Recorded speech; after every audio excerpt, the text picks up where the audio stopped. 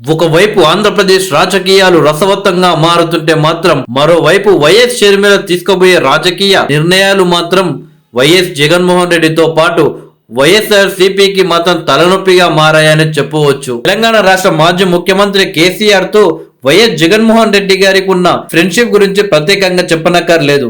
2019లో YSR CP గెలవడం కోసం కేసీఆర్ గారు చాలా సపోర్ట్ చేశారు. తెలంగాణలో కేసీఆర్ గారు గెలవడం కోసం కూడా వైఎస్ జగన్మోహన్ రెడ్డి గారు అలానే సహాయం చేశారు. అయితే ఈ మధ్య తెలంగాణలో జరిగిన ఎన్నికల్లో బీఆర్ఎస్ పార్టీ ఓడిపోవడం జరిగింది. వైఎస్ జగన్మోహన్ రెడ్డి చెల్లి అయిన వైఎస్ షర్మిల మాత్రం కాంగ్రెస్ పార్టీకి సపోర్ట్ చేయడం జరిగింది. ఏకంగా తమ పార్టీని కాంగ్రెస్ లో విలీనం చేయడానికి కూడా వెనుకాడకుండా సోనియా గాంధీ, రాహుల్ గాంధీని కలవడం జరిగింది.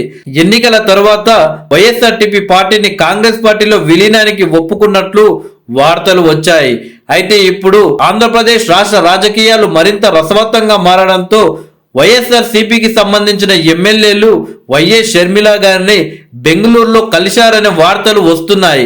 దాదాపు నిన్నటి నుండి ఈ వార్తలు వైరల్ గా మారాయి.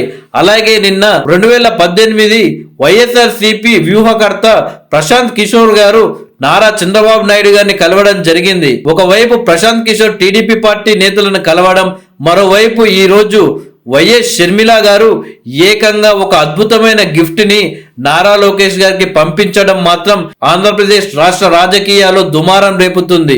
టీడీపీ వర్సెస్ వైసీపీ అలాగే జనసేన మధ్య పొలిటికల్ హీట్ ఫైట్ ఇలా సాగుతుందో మనం చూస్తున్నాము.